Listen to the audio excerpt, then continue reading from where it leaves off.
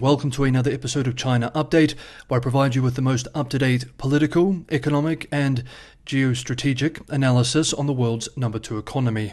My name is Tony. Let's jump in. Okay, happy Tuesday everybody.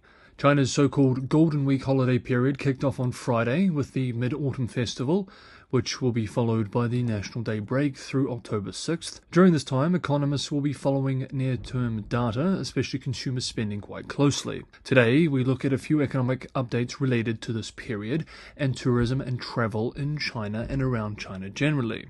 The Golden Week began with a promising start. As we discussed yesterday, more than 20 million trips were made across the nation's rail network on the first day of the holiday period, that is last Friday, a record for a single day in the country. The Ministry of Transport is expecting some 490 million trips to be made by rail, air, roads and waterways during the holiday period, marking an average daily increase of 78.6% compared to last year's Golden Week, when the country was still suffering under zero-COVID policies, which included, in several parts of the countries, shutdowns to varying levels. Unofficial numbers are promising too. Bookings for overseas trips made via online travel agent Trip.com for the first day increased 11-fold compared to 2022. Although again, this is from the very low base of last year when cross-border travel was incredibly restricted. One nation hoping to enjoy the fruits of China's renewed tourism strength is Thailand. Indeed, the Southeast Asian nation announced a 5-month visa-free policy for Chinese tourists beginning from the 25th of September to achieve that very end. Bangkok is now expecting to attract 2.9 million arrivals and 140.3 billion baht, $3.8 billion US, in tourism revenue from the program alone. And so far so good. Trip.com announced over the weekend that travel-related bookings made for Thailand jumped almost 30-fold and have, quote, basically recovered to the levels of 2019, end quote, that is pre-pandemic. Yesterday, Monday, Thai Airways International said flights from China have been over 90% full, with the chief commercial officer expressing in an interview, quote, "We have seen significant growth in terms of Chinese traffic into Thailand. We are trying to anticipate if the number is growing strongly. We believe we can go back to the levels in 2019, end quote. Thailand isn't the only Asian nation watching the Golden Week numbers closely too. Japan's travel and retail sectors are also hoping for a spending windfall after more than 3 years of zero COVID. A record 31 million overseas travelers visited Japan in 2019, including around 9.6 million Chinese. With the pandemic, in 2020, this number plunged to 3.17 million arrivals and just 245,900 in 2021. Hong Kong-based South China Morning Post writes that according to the Japan Department Stores Association, tourist footfall in August was up 1,000% year-on-year, quote, with Chinese customers outnumbering those from South Korea and the United States for the first time since Japan reopened its borders to foreign travelers, end quote. Sales averaged 101,000 yen, $683 per person, up 244%. Meanwhile, a little closer to home, China's massive gambling hub, the Macau Special Administrative Region, will be hoping for a strong turnout during Golden Week too. A top destination for Chinese mainland tourists, who account for the bulk of the city's visitors, Macau's revenues were hit very hard during the zero-COVID years. According to data released by the city's Gambling Inspection and Coordination Bureau on Sunday, gross gaming revenue grew 404.2% in September, year-on-year. However, this is still only about 68% of 2019's pre-COVID levels. Analysts with US outlet Bloomberg write that gaming revenue could return to 72% of pre-pandemic levels, the highest percentage since the onset of COVID, if the city sees a good turnout during Golden Week. A Bloomberg Intelligence Index of Macau casino operators fell 5.3% in September, while the benchmark Hang Seng Index fell 3.1% the same month. Bloomberg explains that Macau casino stocks saw a sell-off in late September after local media reported that government is considering criminalizing unlicensed money exchange activities on gaming floors, quote, triggering concerns about a potential crackdown on capital flows, end quote.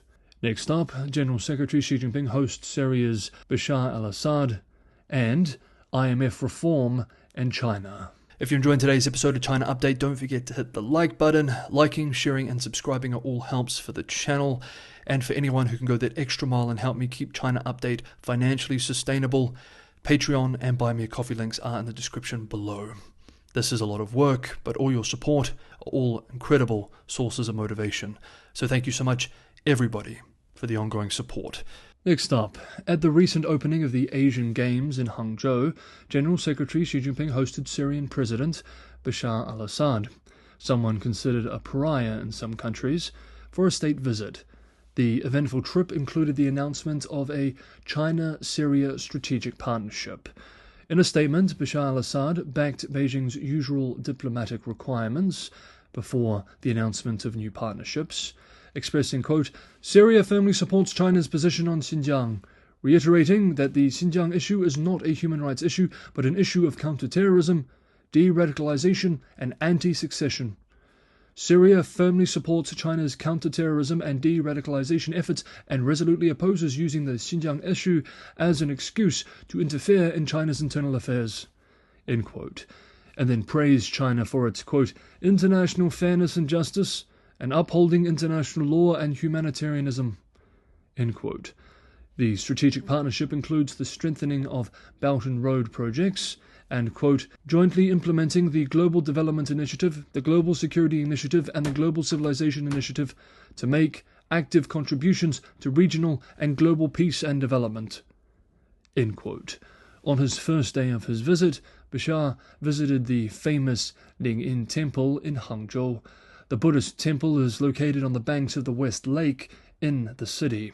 Interestingly, when he was welcomed at the famous temple, he was allowed to enter through the main front door, breaking a tradition that the main door is only opened for emperors or on important days, a tradition which can be traced back to the 4th century.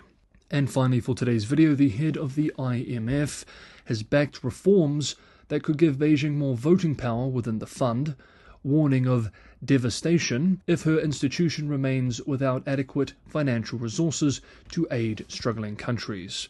In an interview with UK-based Financial Times, the IMF head said that her fund must, quote, "better represent changes in the global economy over the past decade, which include the rise of China," end quote, pointing out that the disparity between China's 6% share of voting power in the IMF, even though China represents roughly 3 times as much as a percentage of global GDP. That is officially. The Financial Times reports that traditionally each IMF member country has a so-called quota based on its position in the world economy, which demonstrates its contributions to the fund as well as its voting weight within the institution and access to emergency funding. At present, China's quota is less than Japan's, quote, "despite its large share of global gross domestic product. As the IMF's largest shareholder, the US holds roughly 17%, giving it veto power over quota decisions which require 85% support," end quote. The IMF's Board of Governors conducts quota reviews at least every 5 years. The last time it agreed to changes was in 2010, and since then China's economy has grown considerably.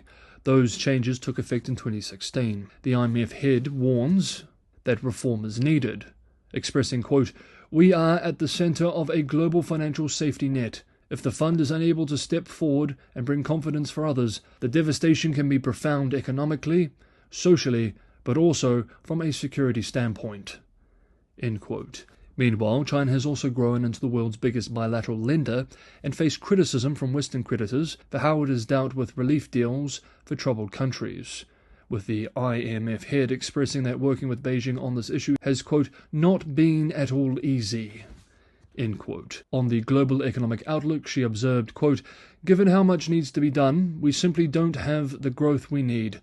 Fiscal space has been eroded, debt levels have gone up everywhere, debt service costs have gone up as well, and yet demands on the public purse are high," end quote.